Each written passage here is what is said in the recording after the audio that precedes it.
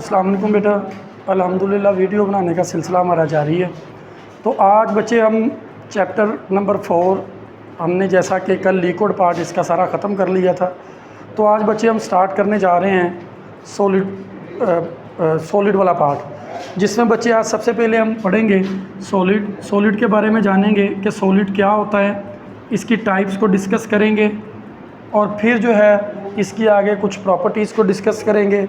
Then हम ये आगे जितने भी टॉपिक्स हैं जब तक ये चैप्टर ख़त्म नहीं होता ये सॉलिड के रेलिवेंट ही चलेगा। तो सॉलिड क्या होता है बेटा? सॉलिड के बारे में हम चैप्टर नंबर 3 के अंदर स्टार्टिंग में हमने कुछ प्रॉपर्टीज़ पढ़ी थी, properties of gases, properties of liquids and properties of solids. तो उसमें हमने सॉलिड्स के बारे में काफ़ी कुछ पढ़ा कि सॉलिड्स वो होता है जिसकी डेफिनेट वॉल्यूम, डेफिनेट शेप होती है, जिसमें स्ट्रॉन्ग अंडर मॉलिक्यूलर फोर्सेस होती है। सॉलिड्स को कंप्रेस नहीं किया जा सकता, नेवर भी कंप्रेस। सॉलिड ना डिफ्यूज़ करता है, ना फ्यूज़ करता है, ना डिफ्यूजन सॉलिड्स में बिल्कुल नहीं होती। तो और इसके अंदर जो मोशन होती है इसके एटम्स की या मॉलिक्यूल्स की, वो वाइब्रेशनल मोशन होती है। ये हम सारी प्रॉपर्टीज़ बच्चे प्रीवियस चैप्टर्स के अंदर हम बड़ी तफसील से डिस्कस कर चुके हैं। तो इसकी डेफिनेशन को ज़रा बनाते हैं और उसके बारे में ये जानते हैं थोड़ा सा। तो सबसे पहले इसकी ज़रा डेफिनेशन देखिए। डेफिनेशन बच्चे ये साथ साथ नोट करते जाया करें कॉपी पेंसिल पे, शाबाश, नोट्स बनाते जाएं अपने अपने। The rigid and hot body with definite shape and definite volume.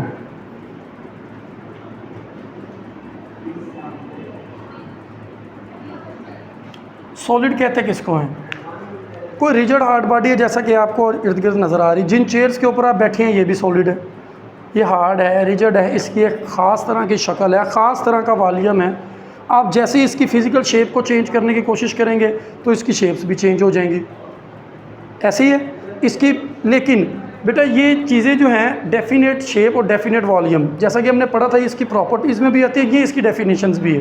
क्योंकि गैस, लिक्विड, सॉलिड्स की अगर आप प्रॉपर डेफिनेशन की तरफ जाएंगे तो बच्चे डेफिनेशन नहीं, ये इनकी प्रॉपर्टीज़ की बेस पर जो है मैटर की स्टेट्स को अलग अलग किया जाता है।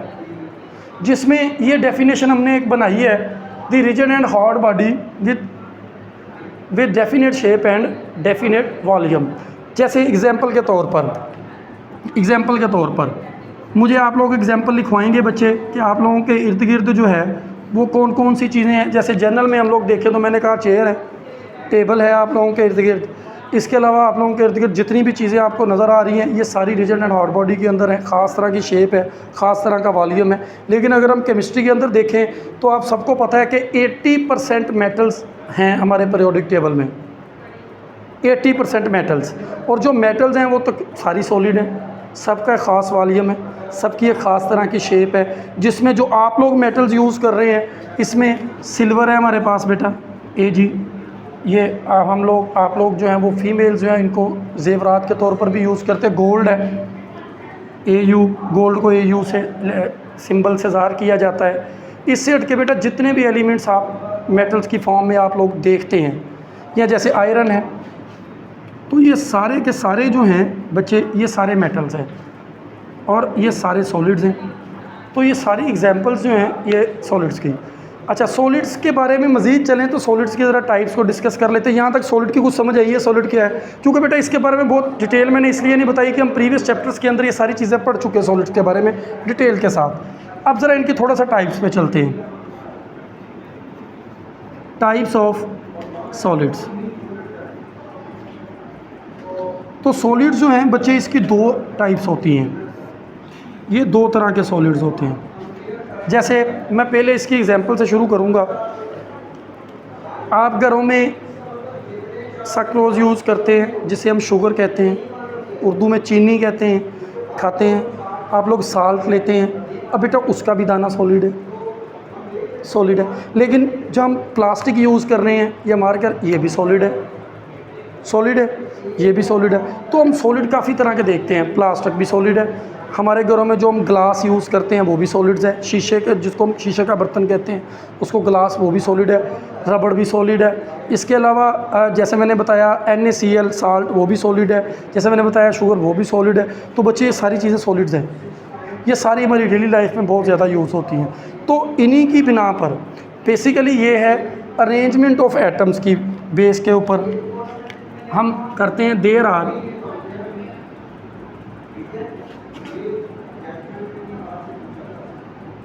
To types of solids on the basis of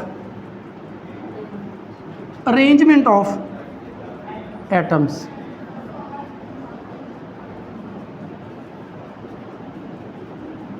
atoms की अरेंजमेंट की बुनियाद पर बच्चे इसकी दोनों टाइप्स को हम एक्सप्लेन कर सकते हैं। जैसा कि पहली टाइप जो है इसकी वो है बच्चे हमारे पास crystalline solid.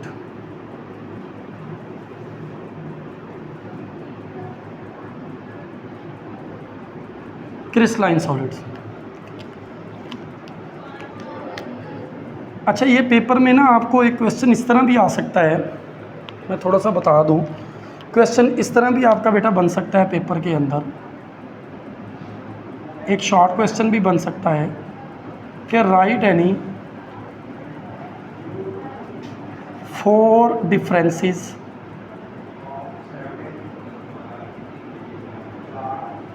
Between crystalline solids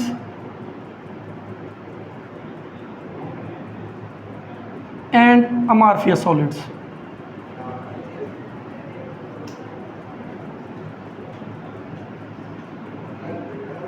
ये जगह थोड़ी कम थी तो बच्चे मैंने इसी को यूटिलाइज़ किया है।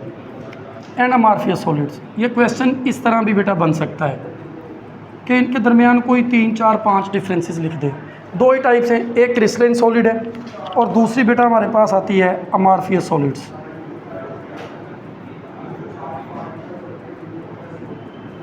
अमॉर्फियस और क्रिस्टलाइन ज़रा दोनों को समझना है।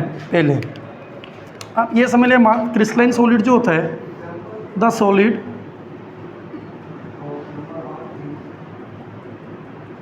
इन विच particles have definite 3-dimensional arrangement।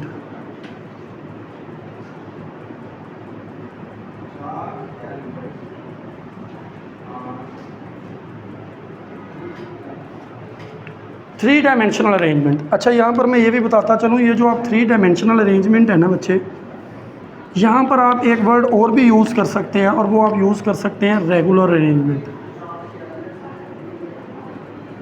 क्या यूज़ कर सकते हैं? Regular arrangement. रेगुलर अरेंजमेंट कि जिसमें ख़ास तरह की एटम्स की अरेंजमेंट होती है, एटम्स की समझ आती है कि इसकी शेप किस तरह की है, बेतरतीबी नहीं होती, कि ख़ास सिमेट्री के साथ एटम्स उसके अंदर बेटा तरतीब दिए जाते हैं, ख़ास सिमेट्री के साथ एटम्स तरतीब दिए जाते हैं। जैसे हम घरों में, मैंने आपको बताया सक्रोज़ है, अगर हम उसको देखें तो वो 3 डायमेंशनल में है। जैसे NaCl है, उसको देखें तो वो 3 डायमेंशनल में है। इसकी एग्जांपल देखें ना बच्चे, ये सारी एग्जांपल इसी की हैं। जैसे मैंने बताया NaCl है, C12H22O11 है। इसके अलावा बच्चे पोटाशियम नाइट्रेट, ये भी एक सॉल्ट है, ये भी।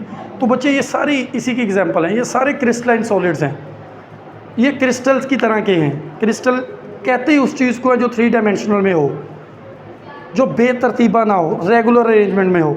अच्छा, अब अमॉर्फियस सॉलिड्स की मैं डेफिनेशन लिखूं, बच्चे इधर गौर करें, मैं इसी से बना देता हूं। अमॉर्फियस सॉलिड में सिर्फ इतना आना है, the solids in which particles have indefinite या हैव नो डेफिनेट 3 डायमेंशनल। सिर्फ एक नो का लफ्ज़ लगाना है या इन का लगा देना है, इनडेफिनेट 3 डायमेंशनल अरेंजमेंट।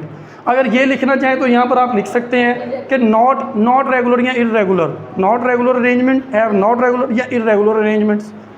ठीक है, अगर ये यूज़ करना चाहें तो ये दोनों में एक डिफरेंस तो मैंने आपको डेफिनेशन का बता दिया। दूसरा, अगर मैं अमॉर्फियस, आप अमॉर्फियस सॉलिड्स की डेफिनेशन लिख लेंगे खुद, पक्की बात है, चलें गुड हो गया।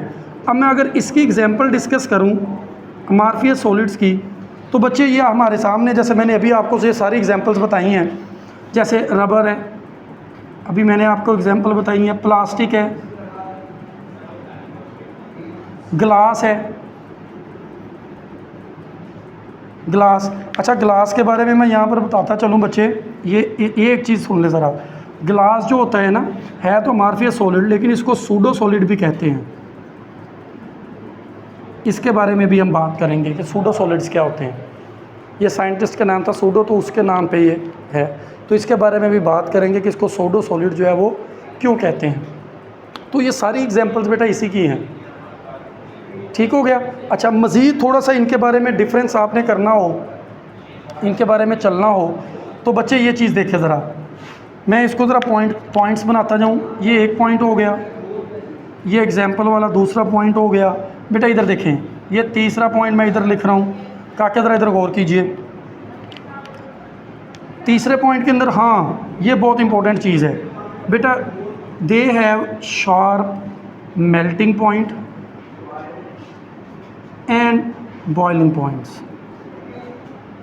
इनके मेल्टिंग और बॉइलिंग पॉइंट्स फिक्स होते हैं। ये एक ख़ास तरह के मेल्टिंग और बॉइलिंग पॉइंट्स पर जाके एक ही दफ़ा सारी चीज़ें मेल्ट हो जाती हैं, या एक ही दफ़ा सारी चीज़ें बॉयल हो जाती हैं। इसमें ये नहीं है, देखो शार्प में और उसमें क्या फ़र्क है, इसमें ये नहीं है कि बेटा ये एक टेम्परेचर से शुरू हुई और चलते चलते टेम्परेचर जैसे बढ़ता जा रहा है तो आहिस्ता आहिस्ता चीज़ें मेल्ट होती जा रही हैं, या आहिस्ता आहिस्ता चीज़ें बॉयल होती जा रही हैं, ऐसा कुछ नहीं है।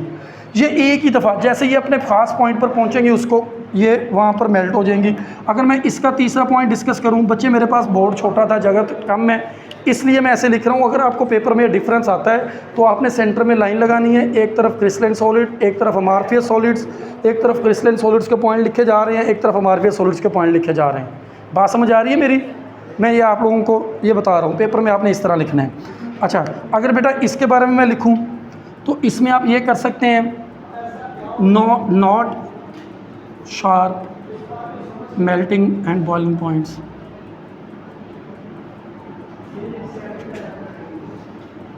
No sharp melting and boiling points. इनके मेल्टिंग पॉइंट्स और बॉइलिंग पॉइंट शार्प नहीं होते, दोनों में एक डिफरेंस ये आ गया, ठीक हो गया। अच्छा, एक और बहुत इम्पोर्टेंट यहाँ पर एक डिफरेंस है, बहुत इम्पोर्टेंट। अब मेरे पास ज़रा जगह कम है, लेकिन चलें कुछ मैनेज करते हैं बच्चे। ये मैं लिख रहा हूँ, फोर्थ पॉइंट जो है क्रिस्टलाइन सॉलिड का है, थोड़ी जगह कम होने की वजह से बच्चे कुछ प्रॉब्लम हुई है। तो ये जो क्रिस्टलाइन सॉलिड्स होते हैं ना, ये एनिसोट्रॉपिक होते हैं, एनिसोट्रॉपिक। इसके बारे में हम बात करेंगे अपने अगले लेक्चर में, एनिसोट्रॉपिक क्या होता है। ये एनिसोट्रॉपिक होते हैं। और अगर हम बात करें बच्चे इनकी अमार्फियस सॉलिड्स की, तो अमार्फियस सॉलिड्स जो हैं ये आइसोट्रॉपिक होते हैं। क्या होते हैं बेटा? आइसोट्रॉपिक। इसके बारे में हम अपने नेक्स्ट लेक्चर के अंदर हम इसकी बात करेंगे। तो बेटा मैंने चार डिफरेंस जो है वो आपको बताए हैं, तो आपने इन चारों डिफरेंसेस को इनके दरमियान याद रखना है। ये बड़ी इंपॉर्टेंट चीज़ें हैं, बहुत इंपॉर्टेंट चीज़ें हैं। यहाँ तक बात क्लियर है सबको? आप ये देखें ज़रा, इस तरह होता है ना कि बच्चे अगर क्रिस्टलाइन सॉलिड्स हैं हमारे पास, तो क्रिस्टलाइन सॉलिड्स की जो शेप है वो कुछ इस तरह की होगी। ज़रा बात को समझना है, ये रेगुलर अरेंजमेंट्स में होंगे।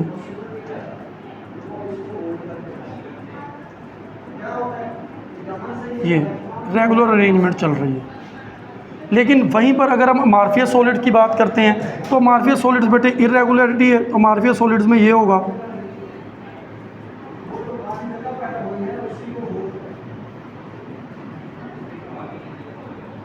जिसमें हमें एटम्स की अरेंजमेंट की कोई समझ नहीं आएगी, एटम्स की अरेंजमेंट की कोई समझ नहीं आएगी। तो इसको कहते हैं। तो इन दोनों के दरमियान ये जो डिफरेंस है ये आप लोगों ने बेटा याद रखना है। यहाँ तक बात क्लियर है? किसी के लिए कोई क्वेश्चन है तो बेटा वो कर सकते हैं, और जो बच्चे वीडियो देख रहे हैं वो कमेंट बॉक्स में क्वेश्चन कर सकते हैं। बहुत शुक्रिया बेटा, अल्लाह हाफिज़। इसी में से निकलता है, हो अमार्फियस सॉलिड्स आर फॉर्म्ड। अमार्फियस सॉलिड्स जो हैं वो कैसे बनते हैं? अमार्फियस कहते हैं बेशक्ले को, जिसकी कोई ख़ास शक्ल ना हो, ख़ास शक्ल ना हो, उसको कहते हैं। जैसे रबर है ना, आप उसको पकड़ते हैं तो जितना मर्ज़ी खींच और जिस मर्ज़ी शक्ल में उसको ले हैं, तो वो इसलिए मतलब अमार्फियस सॉलिड्स है। तो ये कैसे बनते हैं? होता बेटा इसमें सिर्फ ये है कि हम क्रिस्टलाइन सॉलिड्स लेते हैं,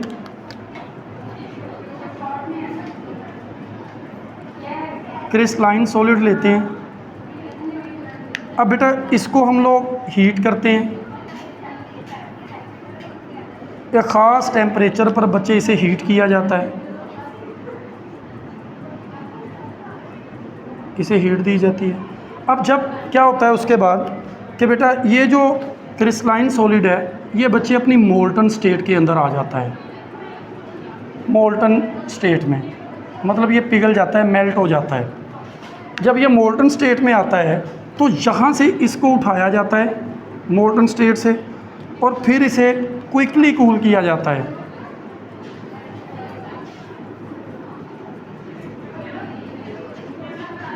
कूल्ड क्विकली। तो जैसे ही इसे कूल किया जाता है तो बच्चे जो इसके एटम्स होते हैं ना उनके पास इतना टाइम ही नहीं होता कि वो सेटल डाउन हो सकें। The atoms of this solid have not enough time to rearrange themselves. तो उनके पास इतना टाइम ही नहीं है। द एटम्स, क्योंकि वो जल्दी ठंडे किए जाते हैं, the atoms of solid have not enough time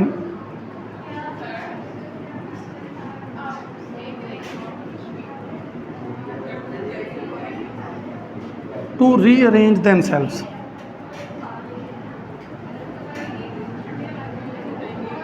तो जो एटम्स होते हैं उनके पास इतना टाइम नहीं है कि वो अपने आप को रीअरेंज करके अपने आप को एक ख़ास शक्ल दे सकें, क्योंकि उन्हें बड़ी जल्दी जल्दी ठंडा किया जाता है।